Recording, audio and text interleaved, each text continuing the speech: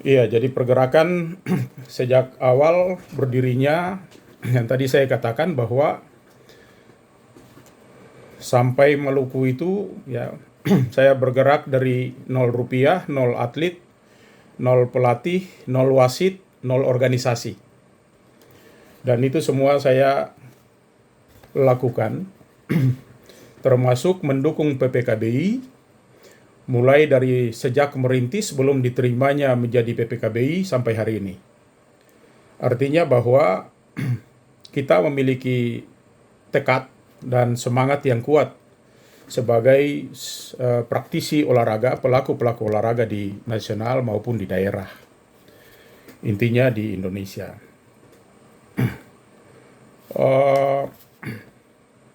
Kehadiran saya di Silatnas itu tidak diundang oleh siapapun karena saya selaku pengurus PPKBI memahami sikon yang terjadi dan ruangan itu tidak dibuka untuk kita mengevaluasi setiap perkembangan yang ada. Sehingga kemudian para pengurus PPKBI ketika itu, ya, saya tidak tahu apakah sampai sekarang masih atau tidak, saya wakil ketua umum 1, ya, Pak Sekjen, wakil ketua umum 2, bendahara umum, dan saya selaku kabit organisasi itu memperbincangkan banyak hal terkait dengan perkembangan organisasi ini. Bahwa berbagai hal yang disoroti itu belum mendapat ruang untuk bisa dikomunikasikan. Saya mencermati sejak awal saja berdirinya PPKBI sampai hari ini, yang paling krusial menurut saya kemarin adalah ketidakhadiran Ketua Umum PPKBI itu pada event PON. Ya. Kalau kita melihat bahwa ketidakhadiran Ketua Umum dalam event PON ini, ya, dampaknya itu sangat besar sekali. Bapak sendiri ikut PON dan kita sama-sama menjadi Dewan Hakim, sama-sama kita melakukan sidang, tetapi sidang itu sendiri secara internal kita bermasalah. Banyak juga di antara kita yang gigit-gigitan. Dan kemudian kita lihat bahwa penyelenggaraan event PON yang pertama, ya, itu di Medan, itu carut-marut. Penyelenggaraan yang sama sekali kurang layak, ya. Keributan di mana-mana. Baik itu antara pengurus pusat dengan pengurus Pengprov. Baik itu antar sesama Pengprov, antar atlet dan pelatih, antar sesama pelatih.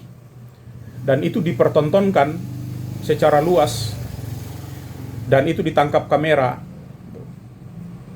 yang membuat saya, ya, prihatin terhadap kondisi itu. Ya.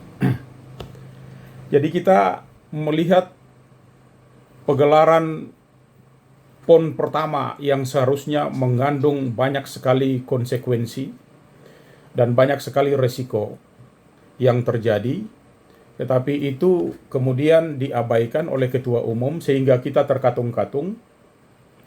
Dan saya menyimpul beberapa hal itu, ya. Saya melihat penyelenggaraan yang begitu kacau, ya. Membiarkan pengurus PPKBI yang memiliki lisensi utama sebagai wasit ternyata membiarkan untuk membela provinsi, lebih khusus adalah DKI, sehingga kita hanya menonjolkan atlet, wasit-wasit kita lapis 2, lapis 3. Bahkan ada wasit yang diturunkan yang sama sekali belum pernah memimpin sekelas kejurnas atau kejurda di bawahnya. Kemudian keributan itu juga dilakukan oleh para dewan guru. Bahkan bisa mengancam wasit. Yang dimenangkan bisa juga dikalahkan. Dengan sinyal-sinyal memotong leher dan segala macam. Itu menurut hemat saya dilakukan oleh seorang guru dalam kapasitasnya. Itu sangat tidak beretik. Dan yang paling penting bahwa etik kepemimpinan seorang wasit di lapangan itu diajarkan oleh para pengurus besar kita ini.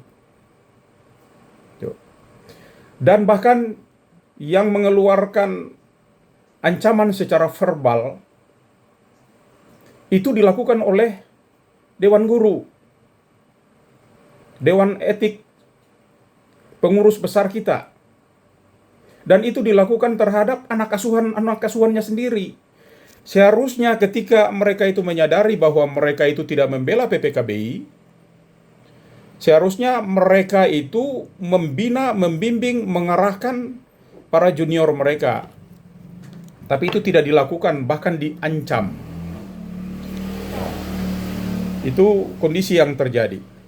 Yang kedua, ini masih di PON, yang terkait juga dengan pembinaan prestasi. Bapak sendiri tahu bahwa penyelenggaraan PON itu meninggalkan hutang yang banyak. Bahkan 6 orang wasit juri WAKO itu belum sempat dibayar honornya. 1 tahun kemudian baru kami menyelesaikannya di Kamboja setelah kami diancam, setelah kami diteriakin di tengah forum. Utang-utang ini menjadi tanggung jawab siapa? Tanggung jawab inilah yang tidak kelihatan. Jadi kita meninggalkan utang yang banyak, tidak membayarkan, dan tanpa informasi. Sehingga kemudian itu dipertanyakan dan dimintakan kepada orang-orang yang bukan memiliki kewenangan atau kompetensi untuk itu. Dimintakan kepada pelatih, wasit, dan pengurus-pengurus kami yang bertindak ya, mengatasnamakan PPKBI, itu yang dijadikan masalah. Kemudian kami berharap setelah kembali itu dilakukan rapat evaluasi sehingga banyak hal bisa kita bahas. Ternyata tidak dilakukan. Nah.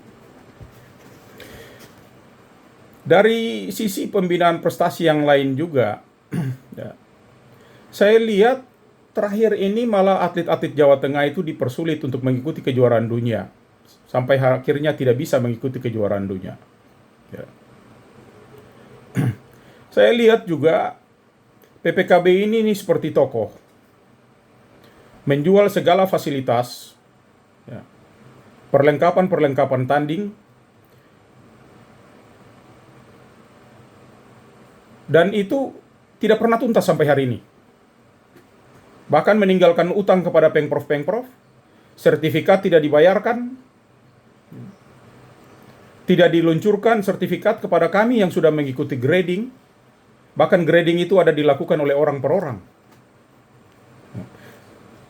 Sehingga ini menjadi satu hal yang juga perlu diperhatikan.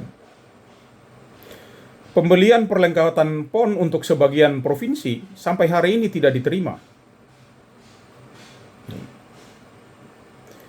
Program pelatnas ya, untuk menuju ke SEA Games tahun 2025 kemarin di Thailand, yang notabene ditandatangani di ACC oleh ketua umum termasuk wakil sekjen.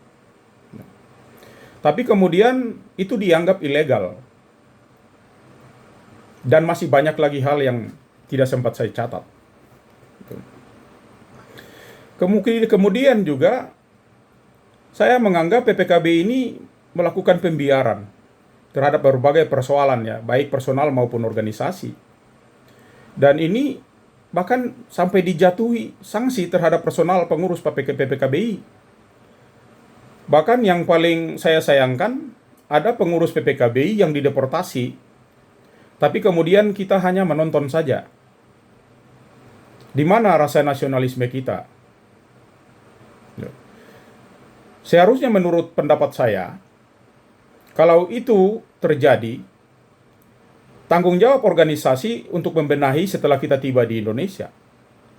Tetapi itu ketika berada di negara lain, maka tidak ada pilihan lain, benar atau salah, wajib kita membela. Putusan benar dan salah akan dilakukan termasuk dengan model yang sekarang ini. Sidang kode etik dan seterusnya. Tetapi saya tidak melihat itu.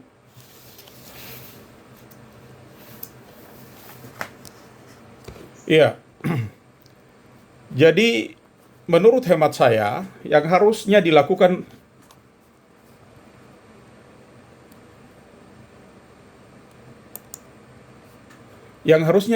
oleh PPKBI adalah membela sebagai anak bangsa Indonesia yang bermasalah di luar negeri. Nah, rasa nasionalisme dan kebangsaan kita itu harus ditonjolkan di luar dari kesalahannya. Gitu. Kemudian yuran-yuran PPKBI yang sampai hari ini mungkin belum dibayar kepada Wako. Dan itu diminta kepada kami. Kami ini siapa? Kami ini bukan pimpinan pimpinan PPKBI.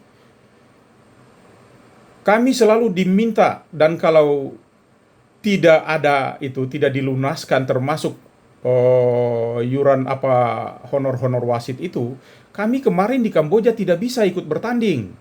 Juga tidak bisa memimpin para wasit-wasit yang kami bawa, tidak akan bisa untuk memimpin pertandingan. Dan supaya Bapak tahu, terpaksa kami melakukan rapat darurat, mengumpul para wasit termasuk atlet-atlet. Kami ambil uang-uang atlet-atlet kami itu untuk membayar honor-honor dari wasit-wasit itu. Saya bukan kontingen PPKBI. Saya berangkat ke Kamboja dengan biaya sendiri. Saya tidak berurusan dengan PPKBI, tetapi saya ikut dilibatkan dalam kegiatan PPKBI ketika terkena masalah di Kamboja.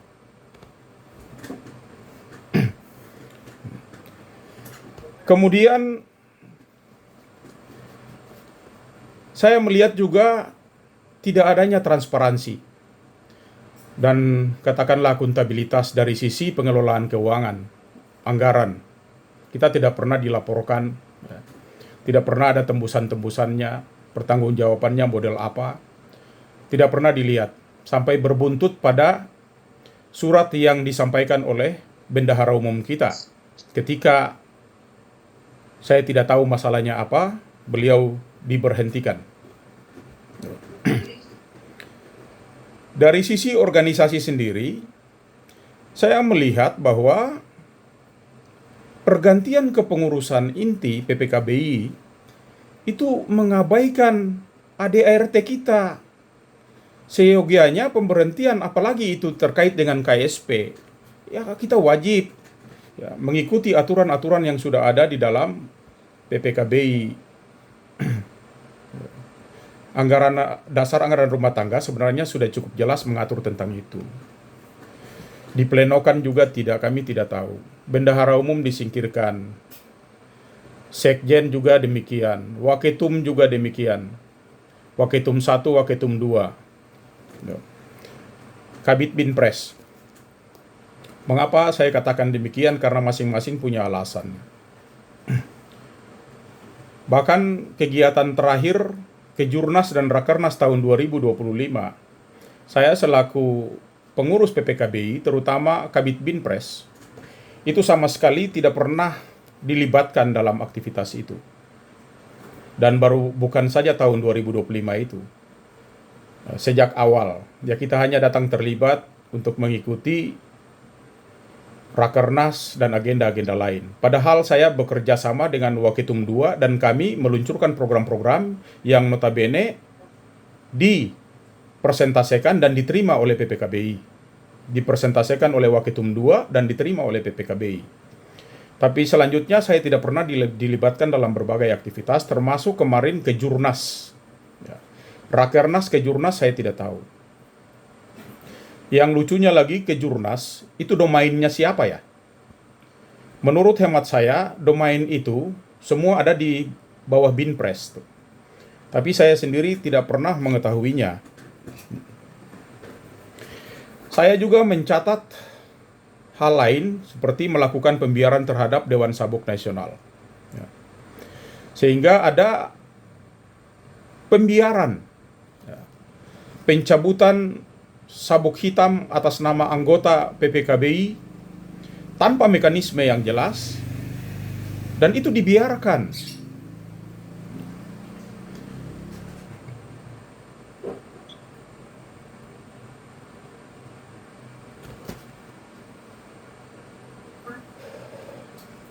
Kemudian saya lihat juga terkait dengan pembentukan panitia Munas, ya, panitia penjaringan. Bahkan di dalam Zoom saya sudah mengusulkan supaya representatif, paling tidak ada juga melibatkan unsur-unsur Pengprov, sehingga tidak terkesan DKI sentris. Tapi kemudian yang dipasang kembali lagi orang DKI lagi. Jadi saya tidak tahu latar belakang apa yang ada di sana.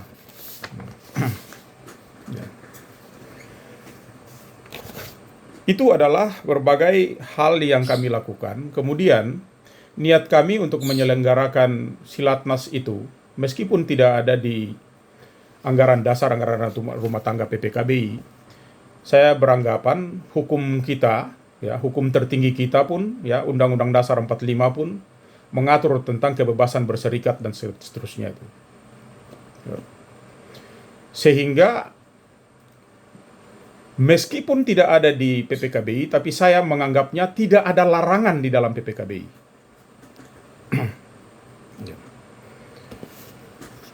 Dan saya merasa kalau Silatnas itu niatnya positif untuk memperoleh banyak masukan, kemudian diberikan informasi kepada PPKBI untuk menyelesaikannya, apakah itu ada salahnya? Karena setiap kita dalam hal melakukan rakernas, mokernas, apapun itu, kita pasti ada pembahasan internal antara masing-masing kita, menyiapkan draft, baru kemudian menyampaikan secara formal. Dan yang kami lakukan di sana, ya, ada tujuan niat kami adalah baik, karena kami mengundang juga Ketua PPKBI untuk hadir, Ketua Umum. Ya. Kami tidak mengatasnamakan siapapun, dan kami melihat bahwa keberadaan PPKBI yang tidak sesuai dengan harapan kami, maka kami bersama-sama berniat untuk mari kita kumpul-kumpul, kita berdiskusi, menemukan hal-hal penting, krusial, dan kita sampaikan ke PPKBI, dan kalau bisa kita selesaikan di luar forum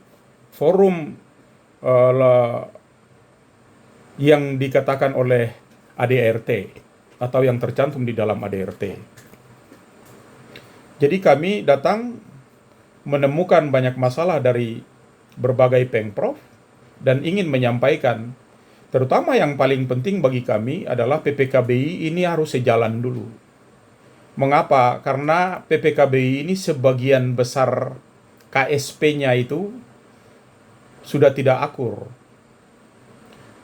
Sekjen berjalan sendiri, Waketum 1 berjalan sendiri, Waketum 2 berjalan sendiri, Bendahara berjalan sendiri, Kabit Binpres juga tidak tahu mau kemana.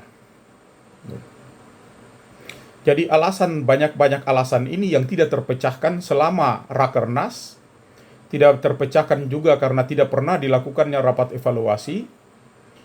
Dan kalau ada Pak Ketua Umum menyaksikan ini, saya pernah WA kepada Ketua Umum, Pak Ketum, polemik ini hanya Pak Ketum yang bisa menyelesaikannya. Persoalan apapun itu bisa diselesaikan dan kita bisa membahasnya. Harusnya meskipun pelanggaran yang berat sekalipun bisa dilakukan dengan cara-cara seperti hari ini. Kode etik, dan itu tidak terjadi. bahkan membiarkan ketua Dewan Sabuk, Dewan Guru ngoceh di media sosial, mengomentari berbagai persoalan di media sosial. Tapi yang saya heran, kok tidak pernah ada sidang kode etik terhadap figur-figur staf-staf kita yang bermasalah di PPKBI, termasuk ketua umum, mohon maaf. Sehingga kalau di dalam butir surat saya, ya, pada poin 3 itu, kalau saya menganggap, kalau pertanyaannya adalah pandangan terhadap forum Silatnas, ya saya menganggapnya sebagai hal yang wajar dalam sebuah organisasi. Kita berdiskusi dan menyalurkan aspirasi dan kalau bisa mencari solusi. Kemudian hasil-hasil Silatnas itu, andaikan hari itu Ketua Umum PPKBI hadir, maka kami sudah merencanakan untuk yang melakukan silaturahmi itu secara nasional. Ada semuanya hadir. Sekjen hadir. Waketum 1 hadir. Waketum 2 yang dianggap bermasalah hadir. Bendahara hadir. Kenapa ketua umum kita tidak hadir? Padahal kami hanya ingin untuk mendengar dan kalau bisa menyelesaikan bahwa persoalan-persoalan PPKBI semoga jangan dibawa melebar keluar. Jadi saya ingin menyampaikan bahwa hasil-hasil ini sebenarnya merupakan masukan dan koreksi sebagai bagian yang juga tidak salah. Kalau saya baca di anggaran dasar anggaran rumah tangga kita itu tidak menyalahi ketentuan juga.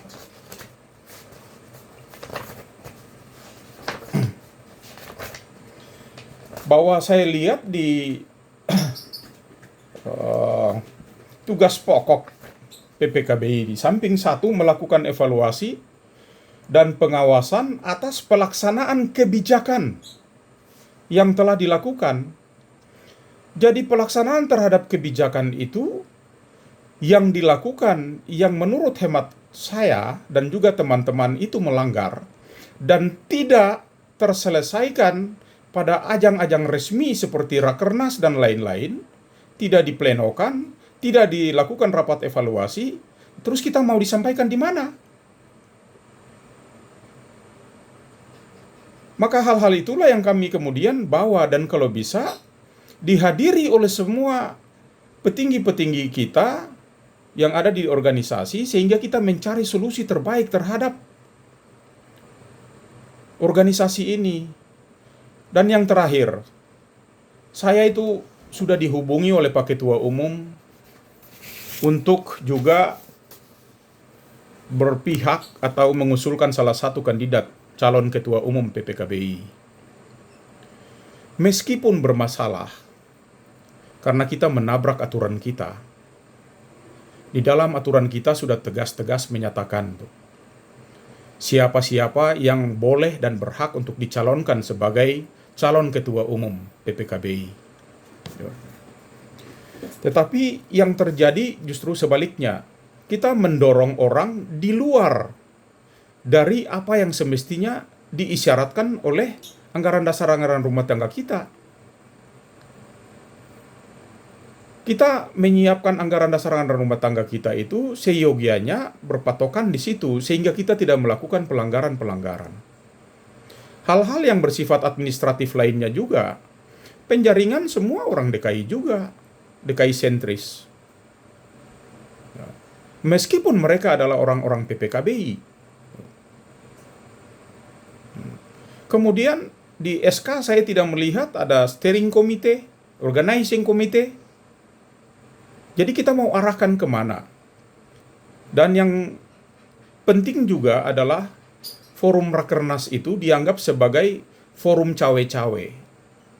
Saya sendiri sudah berjanji untuk Ketua Umum, pertama saya mengiyakan, tetapi kemudian ketika banyak sekali informasi yang berkembang, saya menyatakan bahwa saya mengambil posisi abstain, saya tidak berpihak kepada siapapun. Dan itu dibawa sampai ke Silatnas, bahwa tanggung jawab saya ingin menyampaikan kepada Ketua Umum PPKBI, saya tidak memihak siapapun, tetapi sebaiknya mari kita perhatikan lagi tata cara mengusulkan calon-calon ketua umum sehingga tidak menimbulkan polemik di mana-mana. Tetapi itu tidak terjadi. Ya.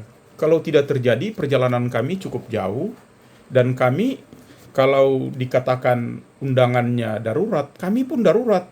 Kami datang sudah terhitung, masuk di hotel check-in, kami sudah harus menyiapkan 1 hari untuk menyelesaikan semua agenda, sehingga ya kami jangan dibebankan lagi untuk hari-hari berikutnya. Kalau ini tidak tuntas, kami tidak bisa menunda. Gitu. Kami ingin bahwa apa yang kami sampaikan ini didengar oleh bukan cuma ketua umum, tapi didengar oleh seluruh anggota KBI di seluruh provinsi, dan kita ikut menyaksikan bahwa PPKBI ini baik-baik saja. Kalau modelnya seperti ini, di awal tadi saya sudah tanyakan tuh. Ini model sidang kode etik ini adalah penggiringan ataukah menjalankan skenario untuk memberhentikan kami dengan cara-cara yang sudah disiapkan, ataukah kemudian ini melaksanakan tugas untuk melakukan sidang kode etik yang benar. Karena kalau sidang kode etik yang benar, seyogianya sidang kode etik itu dilakukan terhadap person-person yang saya katakan tadi. Dari awal sampai akhir mereka tidak ada yang disidang kode etikan. Mereka sama sekali tidak ada yang disidangkan. Bahkan yang bermasalah, yang menurut saya paling krusial itu membela. Saya menganggapnya bahwa PPKBI itu membela dan mendukung apa yang dilakukan oleh Ketua Pemprov Jawa Timur terhadap pelecehan seksual. Dan itu dibiarkan sangat lama. Kita malu semua. Kalau itu dilakukan, kenapa sidang kode etik itu ditahan begitu lama? Bahkan atlet kita itu diinterogasi macam-macam, dipujuk segala macam. Itu kan nggak benar. Makanya sekali lagi saya tekankan, kalau sidang kode etik itu mau dilakukan, sebelum kode etik itu diterapkan kepada kami-kami ini, diterapkan dulu kepada person-person yang melakukan pelanggaran terhadap organisasi ini sejak awal. Kalau Bapak sudah menganggap saya sudah menyiapkan sumpah untuk saya, ya Bapak-Bapak juga seharusnya bersumpah untuk itu. Jangan saya sendiri yang sumpah. Bapak-Bapak juga wajib bersumpah bahwa saya akan melakukan sidang kode etik terhadap seluruh persoalan yang terjadi di PPKBI. Jangan kemudian ada kepentingan di balik itu, dan kepentingan itu digunakan untuk menghancurkan PPKBI. Saya tidak terima. Saya siap dipecat, dan saya akan berproses terus. Terima kasih. Baik, Albert, terima kasih untuk keterangan yang disampaikan, Pak. Itu kami catat, Pak, tentunya. Nanti kita akan masukkan juga dalam keterangan yang Bapak berikan. Saya lanjutkan beberapa pertanyaan ya, Pak. Ya. Pak Albert, terkait dengan kegiatan silaturahmi nasional yang dilakukan pada tanggal 8 ya, 8 Februari, ini inisiatif dari semua Pemprov atau ada yang menginisiator? Saya tidak pernah tahu inisiator siapa atau siapa. Ya. Ada berapa Pemprov yang hadir waktu itu? Saya juga tidak tahu jelas. Mungkin antara 20. Dan satu masukan lagi Pak pimpinan sidang. Yang sidang yang dilaksanakan itu tidak terorganisir. Kami semua tiba di sana dan melihat bahwa ini tidak terorganisir, kekacauan di mana-mana. Akhirnya kami berinisiatif untuk hanya menunjuk Pak Yaakob sebagai ketua, menunjuk Pak Ismail sebagai sekretaris. Saya, supaya jangan sampai Silatnas ini bias kemana-mana, ya saya berinisiatif untuk menyampaikan itu kepada semua orang yang kemudian saya dianggap sebagai juru bicara. Kalau kita tidak menyampaikan ini secara baik, maka ujung-ujungnya bias kemana-mana dan kita orang-orang PPKB ini akan bermasalah secara menyeluruh. Baik, masih ingat nggak Pak, poin-poin apa aja waktu dia dalam yang diusulkan lah gitu ya, data yang diputuskan dalam Silatnas tersebut? Ya, saya masih ingat itu mungkin kurang lebih ada 6 poin. Ya. Diberikan juga tenggang waktu ya. Karena kami di Jakarta tidak bisa lama. Kami di Jakarta semakin lama semakin membengkak biaya kami dan kami bukan orang-orang kaya. Sehingga dengan serta-merta kami memberikan batasan waktu, andaikan waktu itu diklarifikasi dengan baik, diberikan jawaban-jawaban yang bersahabat, atau paling tidak kami, oh ini ada masalah, kami diundang untuk kalau kami mengundang tidak bisa, ya kami diundang selama kami masih di Jakarta. Oh sudahlah, jangan ribut-ribut. Ini mari kami menyediakan forum di sini. Mari kita membahas bersilaturahmi bersama di sini, di hotel, dimanapun itu. Tapi itu kan tidak dilakukan. Isinya ada 6 poin yang Bapak ingat ya. Ya kurang Terus lebih isi- itu. Ya, nggak apa-apa, saya coba bacakan supaya Bapak ingat, sekedar mengingatkan aja.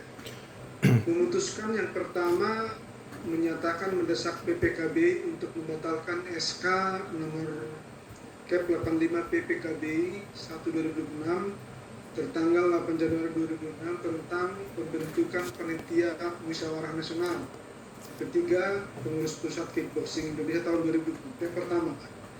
Yang kedua, mengembalikan seluruh proses organisasi kickboxing Indonesia ke koridor AED ART sebagai salah satunya dasar hukum dan konstitusi organisasi. Yang ketiga, mendesak segera pembentukan kembali panitia musyawarah nasional yang sah, demokratis, dan sesuai ADART dengan melibatkan pengurus provinsi kickboxing Indonesia secara adil dan proporsional.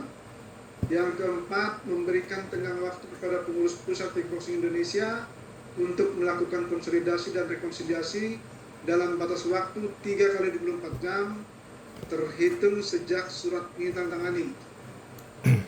Yang kelima, apabila dalam batas waktu yang telah ditentukan tidak dilaksanakan seperti pada poin 4 di atas, maka kami Forum Silaturahmi Nasional Ketua Umum Pengurus Provinsi Kickboxing Indonesia akan melakukan munaslup sebagaimana diatur pada pasal 76 ayat 1, 2 dan 3 ART Kickboxing Indonesia.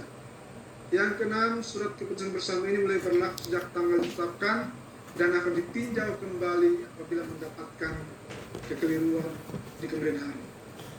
Itu poinnya ya Pak, yang 6 itu ya. Iya benar. Pak, setelah surat ini diberikan kepada pengurus pusat, apa tindak lanjut dari pengurus pusat? Ya saya tidak melihat ada tindak lanjut dari pengurus pusat. Ya. Andaikan itu disikapi, ya mungkin tidak sampai ada segala macam tuh. Hari itu kalau ketua umum datang dengan niat baik, kami ingin menyampaikan hal-hal teknis dan juga banyak nanti dari Bali, dari mana-mana itu menyampaikan teknisnya sendiri-sendiri yang tidak saya akomodasi di sini. Karena masing-masing Pemprov itu membawa sendiri kepentingan-kepentingannya dan ingin menyampaikan itu karena melihat ketidakberesan daripada PPKBI itu. Dan kalau itu andaikan kita memiliki niat yang baik untuk bersilaturahmi dan segala macam, saya kira tidak ada masalah sampai hari ini. Oke. Itu kan artinya setelah Bapak menyampaikan keputusan ini kan tidak, kata Bapak tidak digubris. Lalu di poin 5 kan dikatakan di sini kalau nanti tidak digubris akan dilakukan munaslup. Apakah munaslup itu dilaksanakan? Saya kira anggaran dasar, anggaran rumah tangga itu menyiapkan itu. Dan semua kita memiliki tanggung jawab untuk itu. Kalau toh munaslup dilakukan, yang menggelarnya ya pasti PPKBI. Ya kita harus berkirim surat kepada PPKBI.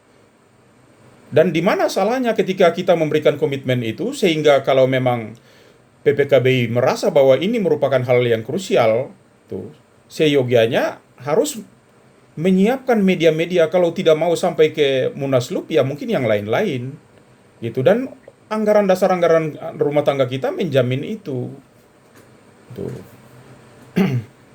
Pertanyaan berikutnya Pak, Kenapa tidak ada upaya, artinya ini kan bapak-bapak langsung melakukan silaturahmi nasional, gitu ya.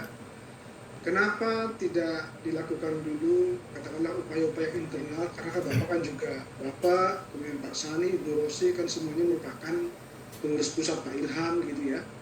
Kenapa tidak, atau mungkin apakah sudah pernah dicoba untuk melakukan, katakanlah pembicaraan secara internal pengurus pusat, terhadap berbagai hal yang tadi Bapak katakan tadi.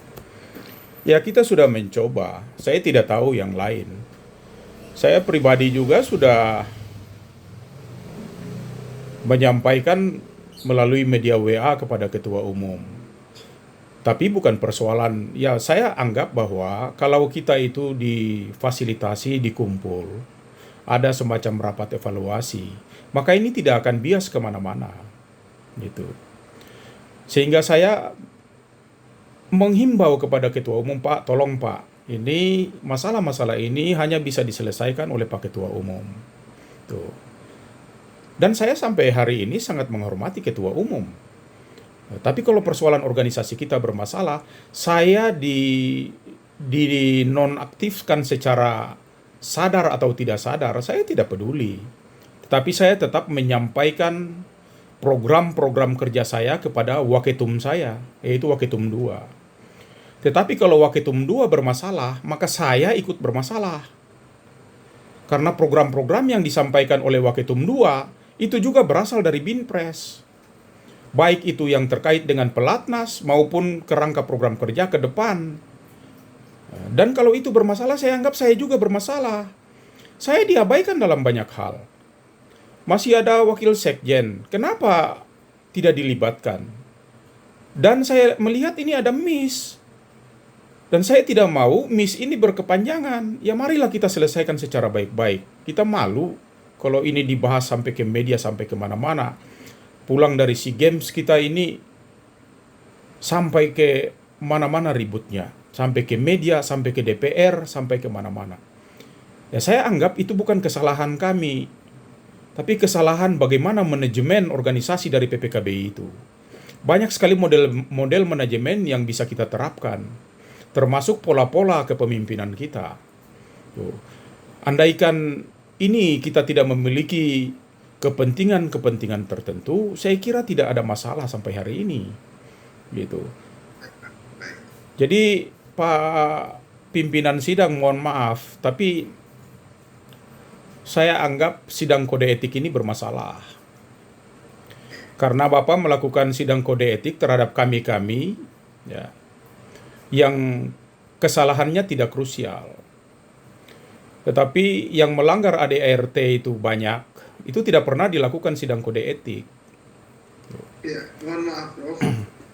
Kami melakukan pengidangan kode etik sesuai dengan penugasan yang diberikan. Ya, saya mengerti. Kalau memang Bapak memiliki hal-hal yang perlu menurut Bapak untuk disidang secara kode etik, sebaiknya sih Bapak membuat pengaduan kode etik Pak.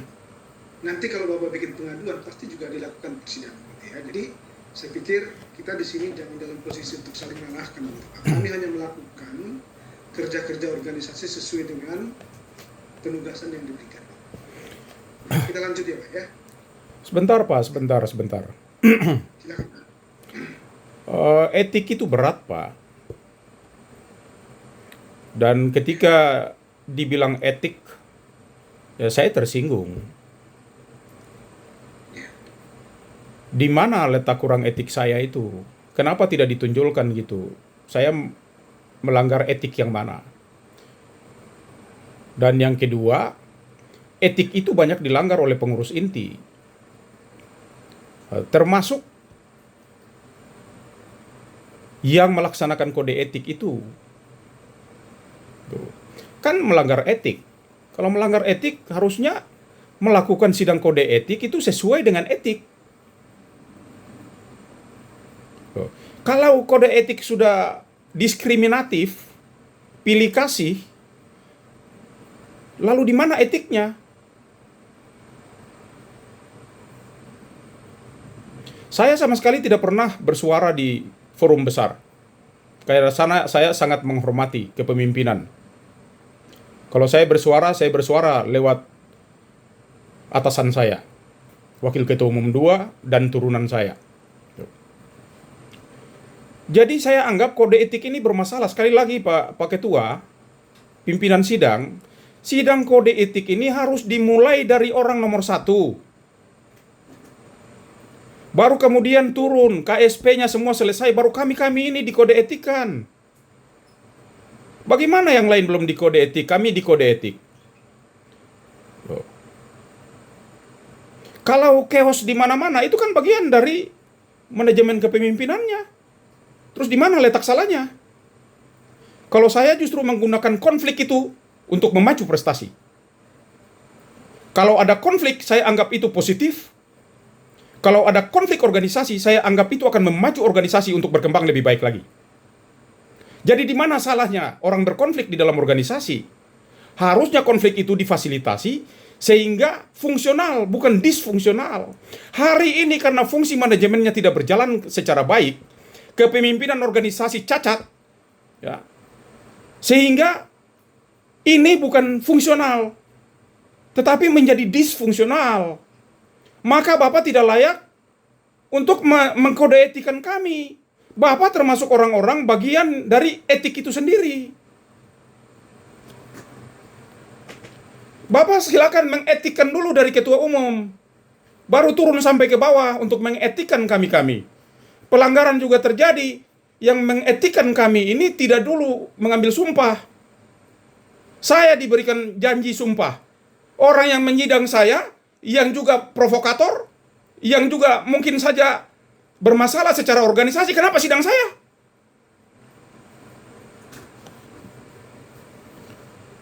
Saya menganggap ini cacat hukum. Baiklah.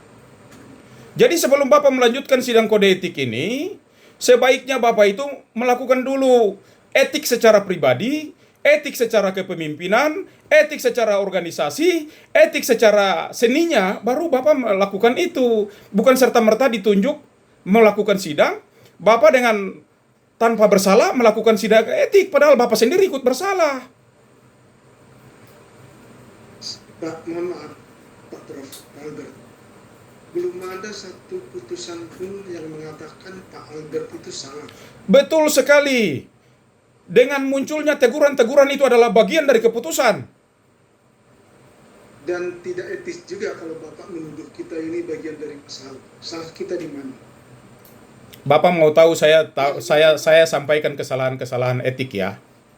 Ya.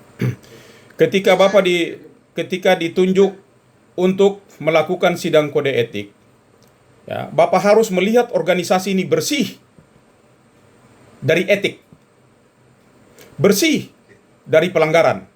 Sekarang kalau saya balik tanya kepada Bapak, etik apa yang sudah Bapak lakukan sejauh ini? Bapak punya pandangan terhadap organisasi ini seperti apa? Bapak melanggar, ada etik yang dilanggar atau tidak? Kalau Bapak bisa jawab itu, saya bisa lanjutkan. Begini Pak, saya sampai sekarang ini belum ada memberikan, bukan saya ya, kami sebagai tim Dewan Etik sampai saat ini belum ada menjatuhkan pelanggaran atau apapun rekomendasi terkait dengan pengaduan yang di tingkat 1. Belum ada Pak. Saya mengerti Kita itu. dalam proses untuk mendengarkan.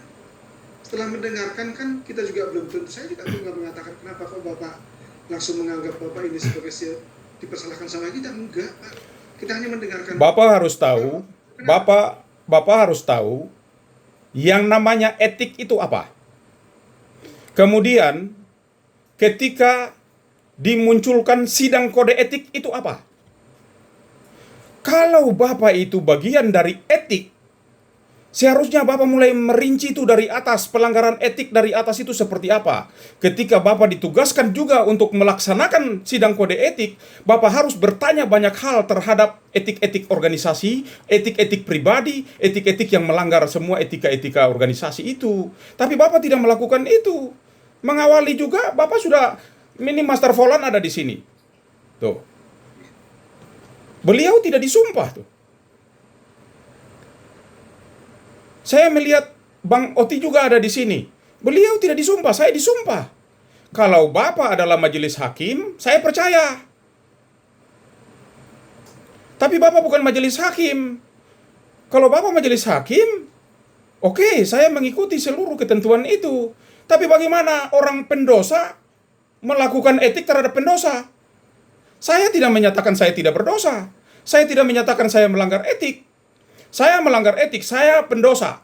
Tetapi apakah kemudian malaikat yang diutus untuk menghukum pendosa itu dia betul-betul malaikat?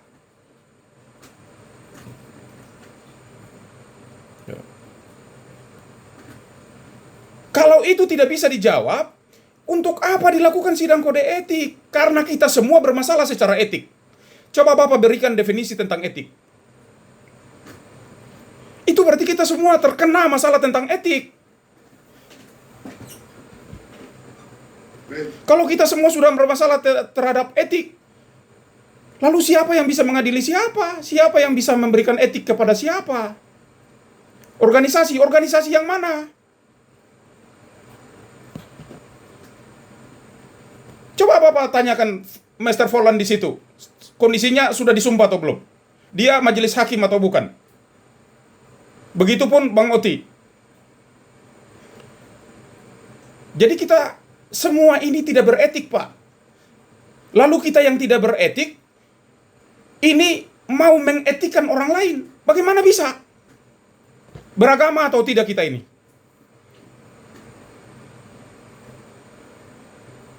Udah, Pak? Ya, terima kasih. Baik. Bisa kita lanjutkan pemeriksaannya atau Bapak tidak berkenan kita lanjutkan? Saya tidak bersedia dilanjutkan karena menurut saya Komisi Etik ini sendiri bermasalah, Pak. Dan saya sudah memberikan klarifikasi melalui surat saya. Itu. Kalau Bapak mau mendengar pendapat saya sudah berikan.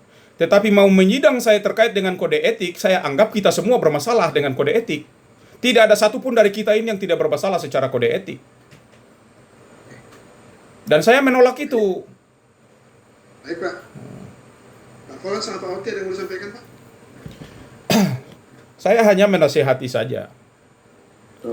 Saat ini tidak, Pak, karena Bapak tidak mau untuk melanjutkan sidang. Jadi saya ikut aja, Pak. Terima kasih. Pak Oti? Menurut saya sudah jelas semua disampaikan oleh Pak Albert tadi, Pak. Jadi tercatat keterangannya. Jadi nggak ada pertanyaan, Pak?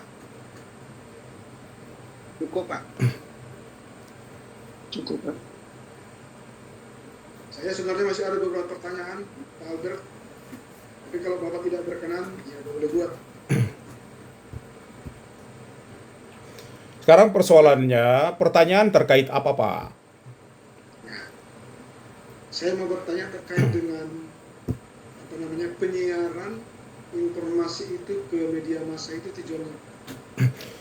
Ya tentu saja tujuannya adalah kebaikan. Jadi kita di media massa itu, ya pelanggaran itu dilakukan oleh kita semua. Kita mengerti itu. Seyogianya dari awal yang kita tidak melakukan pelanggaran, niat kita baik. Akhirnya kita ini semua membuat pelanggaran. Tuh.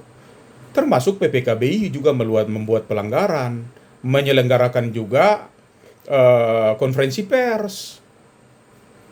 Kalau PPKBI sendiri bisa menyelenggarakan konferensi pers, ya kita punya hak jawab juga. Nah, sekarang persoalan pers itu juga dilakukan oleh pengurus PPKBI, bukan cuma pengurus intinya saja. Bahkan Dewan Gurunya pun menyampaikan itu ke media massa, baik itu TikTok, baik itu YouTube, baik itu IG, baik itu yang lain-lain, disampaikan secara luas terkait dengan apa yang terjadi selama pergelaran SEA Games, apa yang dilakukan oleh anak-anak. Bahkan kita menjawab, meskipun itu bagian kita, harusnya kita menjawab ke dalam, bukan menjawab kepada massa yang sama sekali tidak ada hal perihalnya dengan massa di luar sana. Kita membenar-benarkan diri kita sendiri, kita menyalahkan orang lain, padahal atlet-atlet kita yang berangkat itu mereka menjunjung nama Indonesia. Mereka berjuang mati hidup mereka untuk Indonesia. Terus kemudian kita seenak-enaknya, kita bikin video, unggahan, menyoroti kesalahan-kesalahan mereka, menilai seakan-akan kita wasit bahwa mereka harus menang, harus kalah, dan seterusnya. Sudah nggak diberikan kode etik. Itu yang harus diberikan kode etik lebih dulu. Persoalan nasionalisme kita itu yang rendah. Saya sangat benci dengan kelakuan seperti itu. Nasionalisme kita sangat rendah. Kita mati berkalang tanah di negara orang, tapi saudara kita wajib kita junjung, wajib kita rangkul, wajib kita peluk. Itu namanya nasionalisme, mati berkalang tanah. Bukan kemudian kita disikat sama orang, diusir, dideportasi, kita diam saja. Salah sekalipun ada kode etik yang hari ini dilakukan terhadap orang-orang yang juga tidak melanggar etik. Anda sendiri melanggar etik. Pakai otak itu. Di atas nasionalisme kita tidak ada yang lebih tinggi ketika kita berada di negara orang. Apakah itu kemudian kita berencana, berniat untuk bersilaturahmi kalau tidak ada di forum nasional karena kita malu? Bisakah kita melakukan silatnas atau apapun itu, evaluasi? Kalau tidak mau dievaluasi, ya sudahlah, tidak apa-apa. Tenang aja, Pak. Slow aja, Pak. Jangan kesan marah-marah gitu, Pak. Santai aja, Pak. Saya tidak marah-marah, tapi saya bersemangat. Karena ketika bicara tentang harga diri apalagi nasionalisme, saya sangat cepat tersinggung. Bapak bayangkan, saya ini bukan tim Indonesia. Saya datang di Kamboja dengan biaya sendiri. Ya. Keterpanggilan saya untuk ada bersama-sama tim Indonesia karena saya orang Binpres. Dan saya dicerca berbagai persoalan organisasi di sana. Siapa yang bertanggung jawab? Termasuk membayar utang piutang. Kami tidak boleh bertanding. Kami tidak boleh memimpin pertandingan. Ada wasit yang kami bawa 4 orang. Kalau Bapak berada di posisi saya, kira-kira Bapak seperti apa, Pak? Dan itu utang-utang organisasi, bukan utang kami.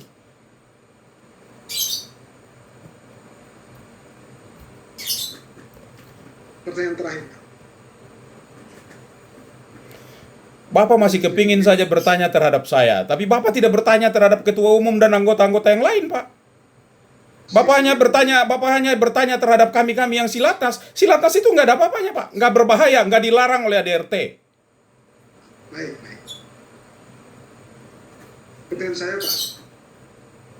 Pada 1 Desember 2025 itu kan dilakukan Rakernas di Jakarta. Bapak hadir nggak? Saya tidak dapat undangan, saya tidak tahu. Bapak tidak hadir berarti ya? Saya tidak hadir. Yang saya tahu di dalam grup itu sempat ada komplain dari Pengprov karena sudah berada di Jakarta tetapi kemudian rakernasnya ditunda, dipanjang, dimundurkan. Itu yang saya baca di dalam grup. Tetapi surat undangan saya tidak dapat tuh.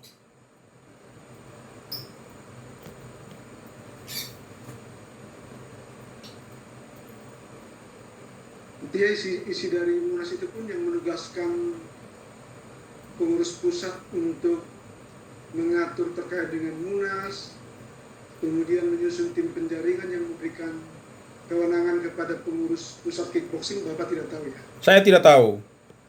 Tapi yang saya tahu, saya dihubungi oleh ketua umum untuk mendukung salah satu figur. Apa menurut Bapak itu benar? Bapak sendiri pernah menerima surat dari tim penjaringan di Maluku? Saya terima. Bapak ada keberatan nggak dengan isi-isi dari menyampaikan keberatan nggak terhadap poin-poin tim penjaringan itu? Untuk keberatan-keberatan saya tidak, karena saya belum melihat apa yang diusulkan. Ketika ketua umum menghubungi saya tahu perkembangannya.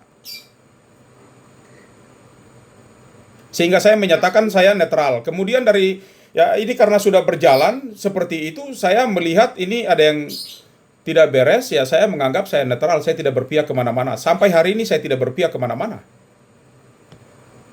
Sewaktu rapat pleno pembentukan Munas itu Bapak hadir nggak?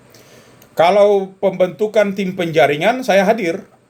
Dan saya mengusulkan agar tim penjaringan itu paling tidak melibatkan juga orang Pemprov. Tuh. Dan itu disetujui oleh juga dari Sumatera Utara. Tapi yang kembali diakomodir adalah orang DKI lagi. Sekarang persoalannya pencalonan itu melanggar anggaran dasar, anggaran rumah tangga. Bapak tahu atau tidak?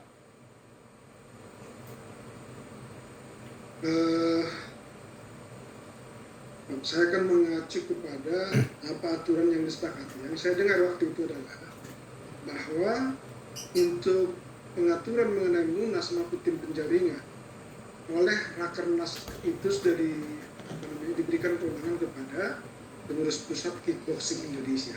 Jadi yang saya dengar itulah dasar mereka, dan bahkan di waktu Rakernas itu pun semua peserta yang hadir katanya sudah menyepakati untuk mengajukan satu nama Pak Maman, gitu ya. Waktu itu saya dengar itulah dasar dari pengurus pusat itu untuk membentuk, merencanakan Munas, termasuk juga membentuk tim penjaringan. Itu yang saya dengar. Tapi kalau Bapak tidak hadir pada saat Rakernas itu, ya mungkin Bapak miss mengenai itu, Pak. Saya tidak peduli dengan hasil Rakernas, Pak. Hasil Rakernas itu saya terima. Tetapi ketika saya dihubungi untuk mendukung salah satu pihak, itu mulai muncul masalah. Kalau yang menghubungi saya adalah orang-orang netral, saya nggak masalah. Tuh. Tapi kalau yang menghubungi saya adalah seorang ketua umum, menurut saya bermasalah. Karena itu berarti kita sudah tidak netral lagi. Saya kira Bapak sangat paham itu. Baik, Pak. Baik. Siap. Oke, teman-teman. Kalau nggak ada lagi disampaikan, Pak Albert, saya menyampaikan terima kasih sebesar-besarnya, Pak. Mohon maaf, Pak Albert, jika tidak suasananya tidak menyenangkan gitu ya. Tapi dari hati yang paling dalam, mohon maaf yang sebesarnya. Mudah-mudahan ke depannya kita bisa kembangkan organisasi ini, dan semoga Pak Albert tetap sehat ya Pak ya di sana ya. Amin. Saya juga menyampaikan terima kasih kepada saudaraku semua ya. Karena ini namanya berorganisasi, kita ada waktunya tensi dan ada waktunya cooling down. Ya, saya menganggap semua adalah prosedural organisasi, saya tidak masalah. Di dalam organisasi PPKBI saya tidak pernah mencari makan. Semua keberangkatan atlet dan semua agenda-agenda nasional saya ikuti dan saya yang biayai. Makanya saya bilang dari ada sampai tiada itulah saya.